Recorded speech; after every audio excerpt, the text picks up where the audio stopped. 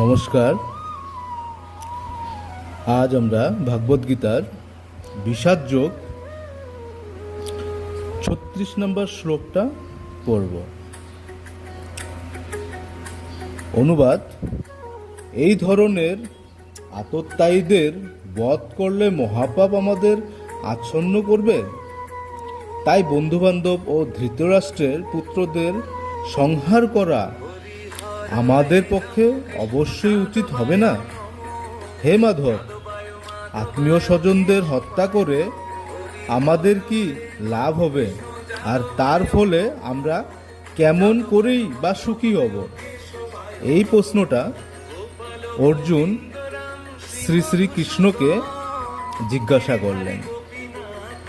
তারপর শ্রীকৃষ্ণ অর্জুনকে বললেন, সেটা তাৎপর্য বলছি আপনাদেরকে, শুনুন।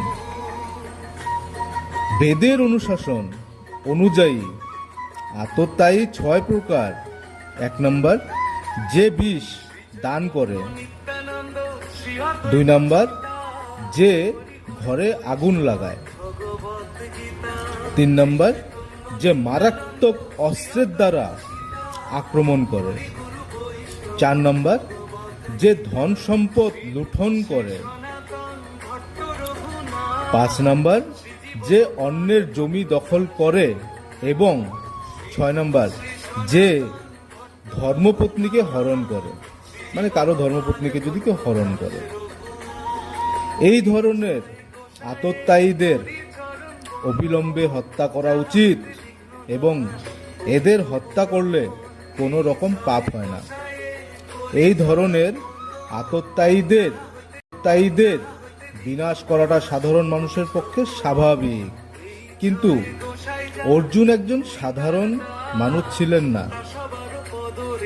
তার চরিত্র ছিল সাধু সুলভ, তাই তিনি তাদের সঙ্গে সাধু সুলভ ব্যবহারই করতে চেয়েছিলেন। কিন্তু এই ধরনের সাধু সুলভ ব্যবহার ক্ষত্রিয়দের জন্য নয়। যদিও রাজ্যের দায়িত্বশীল প্রকাশকে সাধুর মতোই হওয়া প্রয়োজন, তাই বলে তাকে কাপুরুষ হলে চলবে না।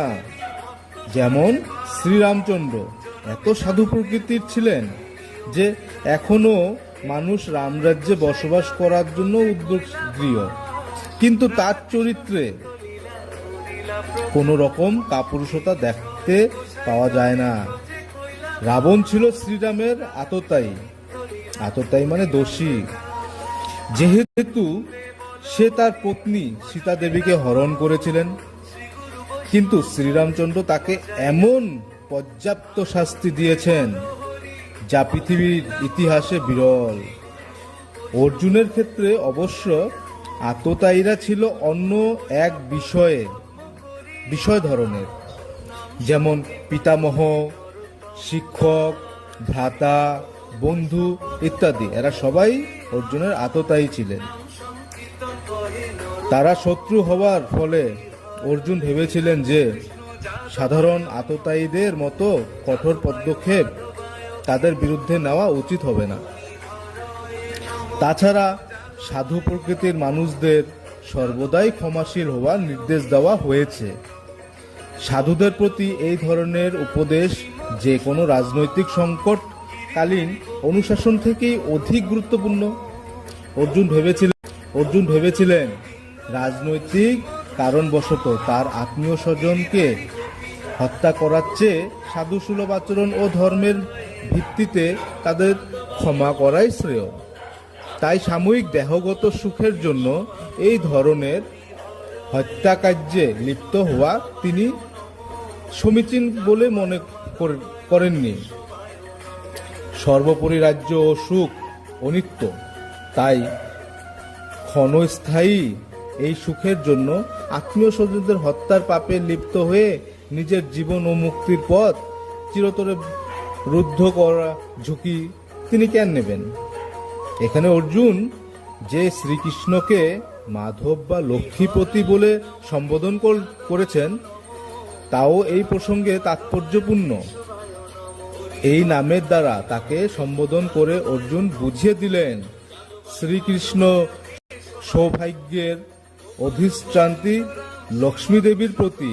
তাই অর্জুনকে এমন কোনো কার্যে নিয়োজিত করা তার উচিত হবে না যার পরিণতি হবে দুর্ভাগ্যজনক। শ্রীকৃষ্ণ অবশ্য কাউকেই দুর্ভাগ্য প্রদান করেন না, আর তার ভক্তের ক্ষেত্রে তো সে কথা উঠেও না।